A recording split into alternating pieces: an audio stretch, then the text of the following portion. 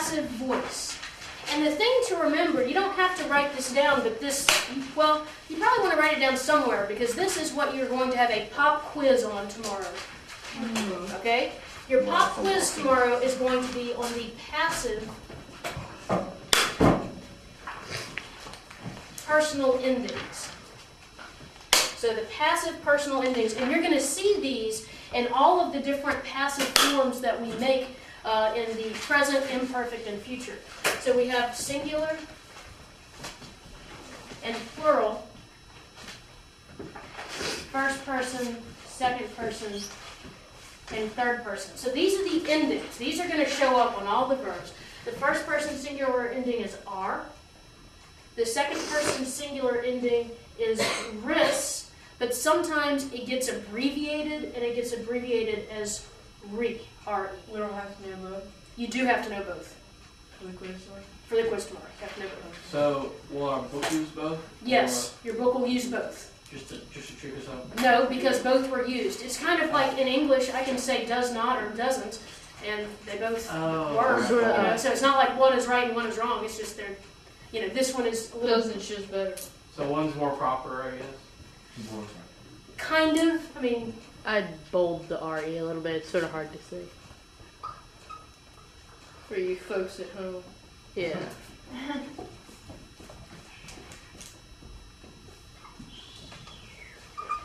Okay, the third person ending is tur, T-U-R. That's third person singular. First person plural is mur, M-U-R. Second person plural is mini, that's my favorite, M-I-N-I. And third person plural is intur. Okay, so those are the endings. Now these are going to be the endings for first conjugation and second conjugation, and later there'll be the endings for third conjugation and fourth conjugation as well. And we need to know that for our pop quiz. Yes, you'll have a pop So quiz on these endings. those are the passive personal endings for everything? Yes. For present, imperfect, and future, which are the only tenses we know so far. Second. Oh, okay. Which, as far as we know, are the only tenses that exist. No, you know about the perfect, the pluperfect, and the future perfect. You know about them. We just haven't made it. We just What's that? actively ignore them. Why not? Okay, so let's figure out what the present passive forms will be for first conjugation.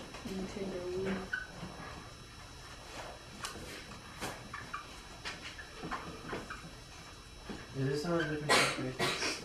No. Are we going to have to know this for the... Eventually you're going to need to know it. You're not going to need to know it for your pop quiz tomorrow. Okay, good. Okay, first, remind me, and if you want to look back on the page in your notebook, that's fine. Remind me how you would conjugate amo in the present tense. No. Like... Okay, Brogan, go ahead. Never mind.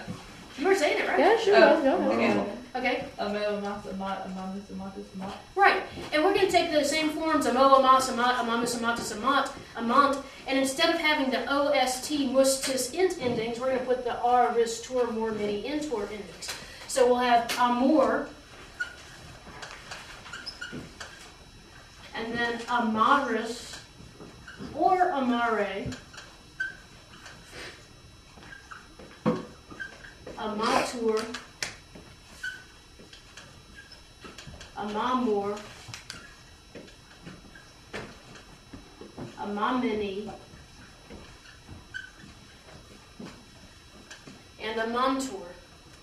So those are the endings, and it's really not surprising. It's a lot like amo, amas, amat, amamus, amatus, amant. You're just changing the endings to r, ris, tur, more, mini, intur. Now there's one form up here that I find especially confusing. Amare. And why do I find that confusing? It just looks like the infinitive. Yeah, it looks exactly like the infinitive, and it just does. And I'm sorry. And you just have to be able to tell from the sentence if it means to love, or what would it mean? Loved.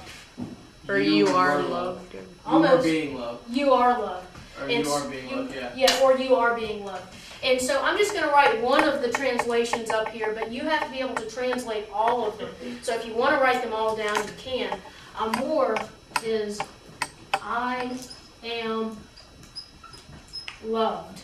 Oh yeah. You can also translate it as I am being loved, and either one is okay. Looks like Miss Bierman only uses blue markers.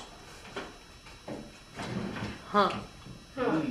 Who was it who used to have the expo markers? Me. I have one? Mine. Um, well, mine's blue. mine's in the computer lab. Okay. All right. So then, Amaris, I guess I will go ahead and write it. What would be the translation of Amaris? You are. You are loved. And the translation of Amator? He, she, it is loved. And now I'm bored with writing it. Yep. So, Amamor, We are loved. Amamini, Y'all are loved. and Amator. They are loved. Okay. Now let's do imperfect passive. Now, what was our clue that a verb was in the imperfect tense? He's got to be something. Bunch of unnecessary stuff. It's got a BA, and when you translate it, it has extra words in it. Okay. Okay, but in the Latin, it has a BA, and that's the same thing that's going to be true here. Can someone remind me how you conjugate amo in the imperfect active? Yes. Would it be amabam, Mm-hmm. Keep going. amabas, amabat, amabamis, amabatis, amaban? Mm-hmm. And so what do you think? Does anyone want to make a guess, rather than amabam, what we're going to have here? I'm a bar. Amabar. And how would that be translated? We were loved. I was loved. Yeah, even better than I was loved is I was being loved.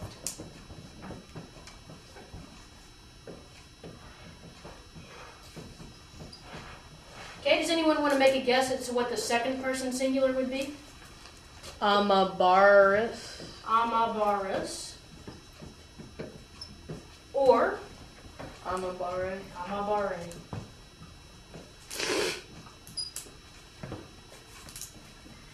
Okay, how about third person? Someone new. Barter. Almost. Amabatur. Barter. Amabatur. And that would be translated, He, she, it was being loved. he, she, or it was being loved. And first person plural, Seth. Amabamor. Amabamor. And how would that be translated? We were being loved. Uh-huh. And second person plural, Wes?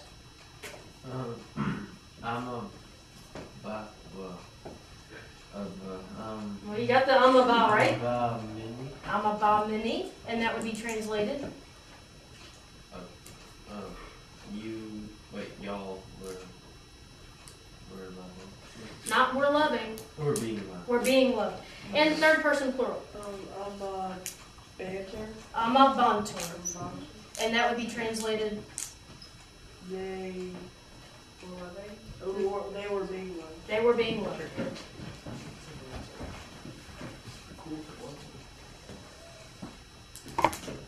We got future passive. And now we have future passive. And this one's going to be a little bit harder than the imperfect. The imperfect, all of you guessed correctly. With the future, we're going to have to be a little careful. He's weird. Well, it's not that weird, but it's not quite as predictable. But what I need first is for someone to remind me how we conjugate amo in the future active. Brooke.